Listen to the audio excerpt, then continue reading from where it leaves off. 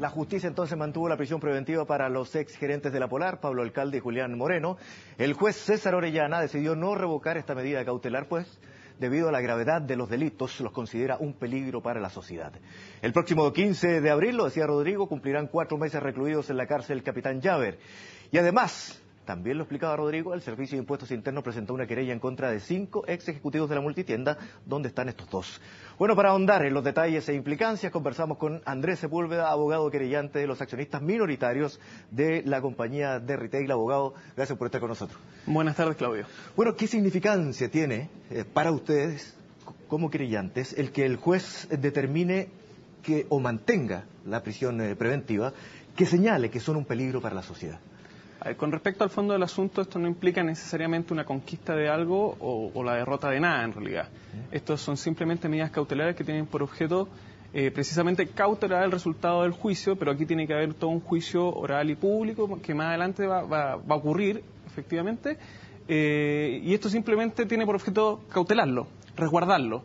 En ese sentido, queda claro que existen presunciones graves de que aquí existieron ilícitos que se cometieron, particularmente hoy día se ratificó la presunción grave de la comisión del delito de uso de información privilegiada en el caso de Julián Moreno, en la entrega de información falsa, así como la suscripción de balances también falsos que se entregaban a la Superintendencia de Público en general, y adicionalmente delitos que dicen relación a la Ley General de Bancos, particularmente el delito de haber entregado información falsa con el objeto de obtener crédito en estas instituciones bancarias. A ver, pero el abogado de Julián Moreno dice que, por ejemplo, pese a que se enfrenta más cargo o enfrenta más cargo Nicolás Ramírez, solo tiene prisión domiciliaria y arraigo nacional. ¿Por qué esa diferencia?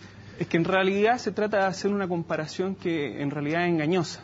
No se puede comparar la figura de Ramírez con la figura de Moreno, básicamente por un tema de tiempo, reiteración y gravedad de los delitos. Hay que recordar que en este caso Nicolás Ramírez ingresa a la Gerencia General de la Polar y que en ese error se le imputan los delitos ya a mediados del año 2010. Y ya para entonces los delitos, muchos de ellos ya estaban en ejecución, estaban consumados y ya se habían anidado. Muchos años antes por Pablo Alcalde, muchos años antes por Julián Moreno y los demás imputados en la causa, entre ellos también María Isabel Fará.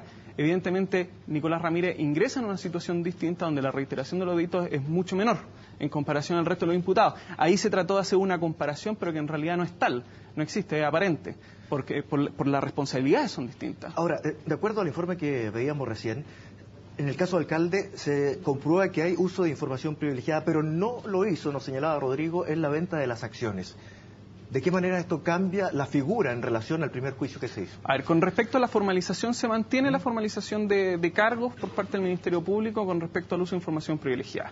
Lo que pasa es que ingresa un dato nuevo, que es esta emisión del fallo de la Superintendencia de Valores y Seguros en el día 9 de marzo que se entregó, en el cual se culpa a Pablo Alcalde de la comisión de este delito de uso de información privilegiada, y evidentemente eso afecta de alguna manera a este prejuzgamiento que se hace a la hora de dictar medidas cautelares, en el cual el juez expresamente señala que logra convencerse a priori, evidentemente sin entrar al fondo del asunto y sin tener más pruebas que las que se le presentan en ese momento, para decir que existe la comisión de ese delito.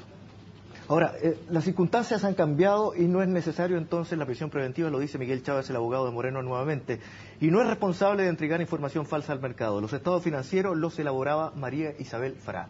Se está notando aquí una entrega de información entre abogados, pese a que ya han existido disputas anteriores, a ver, entre ellos mismos. Con respecto a la apreciación que tiene el colega Chávez, con respecto a que han cambiado sustancialmente las circunstancias, eso no es efectivo, y así lo señaló el juez, y esa fue la razón fundamental por la cual se mantuvo los cautelares.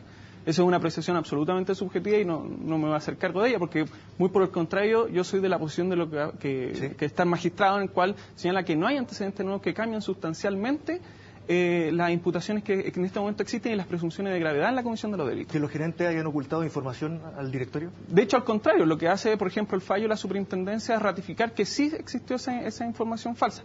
Ahora, yo apelo un poco a lo que se denomina la navaja de Ockham, que ante dos situaciones, entre dos explicaciones, la que parece más sencilla, evidentemente, parece ser la más correcta.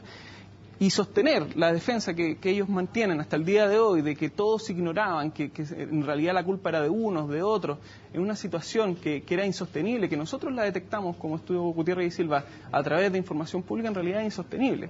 Y aquí lo más convincente y la respuesta más sencilla y por consiguiente probablemente la correcta, sea que ellos estaban actuando en forma coludida con el objeto de mantener esta situación aparente de sanidad por parte de la empresa que no era tal. Ahora, abogado, para ustedes, para los accionistas minoritarios, las razones que da el juez en el día de hoy: pérdida de confianza en los mercados, pérdida patrimonial no solo en acciones sino también en las AFP, se refiere más bien a la gente en general que tiene sus fondos puestos en la AFP, y pérdida de confianza en el público en general, lo que se agrava por el número de delitos y la reiteración de los mismos. Da la impresión que aquí no hay una referencia a su caso, a lo que usted defiende, que son los accionistas minoritarios. Claro, nosotros tenemos un derecho que en este momento todavía no ha sido reconocido, que son nuestras creencias, el deterioro económico que sufren por producto de estas caídas. Ningún magistrado de la República todavía ha reconocido que nosotros tenemos derecho a que se resarza el daño. Ahí nosotros, como accionistas minoritarios, estamos en una posición un poco más compleja con respecto a otros actores y a otros querellantes. Evidentemente, como accionistas minoritarios, lo que nos corresponde a nosotros es esperar un poco que se desarrolle el caso, que se ingrese más información para efectos de demandar civilmente estas responsabilidades y que se reconozcan estas creencias. De todas maneras, el daño existe. Lo que pasa es que no se puede determinar el cuánto ni si efectivamente nosotros tenemos derecho a ser resarcidos, pero eso es una situación que evidentemente se va a resolver con posterioridad. Y en cuanto a las responsabilidades penales, efectivamente nosotros podemos actuar como intervinientes sin problemas porque se nos ocasionó un daño directo. Ahora, abogado, eso los pone en una posición un poco más expectante respecto al cómo pueda desarrollarse el juicio en general cuando logre desenmarañarse la trama que existía efectivamente, tal como usted lo sostiene. Ahí entonces para pedir las acciones que corresponden para sus tal cual. representados. Nosotros estamos en una posición un poco de espectadores en esta situación. Evidentemente somos actores, somos intervinientes en el juicio, pero nosotros estamos a la espera de recabar la mayor cantidad de antecedentes, porque aquí no solamente se puede generar responsabilidad de un punto de vista civil para efecto de seguir algún tipo de reparación en contra de las personas que hoy están siendo imputadas, me refiero al alcalde, a Moreno y a Fará, sino que también pueden aquí surgir responsabilidades en contra del Estado, responsabilidades en contra de las clasificadoras de riesgo, que en este momento se está a la espera de que se dicte el fallo en la superintendencia. Pero para ver algo ya adelantó la superintendencia de Valores y Seguros. La superintendencia efectivamente ha adelantado de que existe y van a existir multas en contra de las clasificadoras, pero no ha dictado el fallo todavía.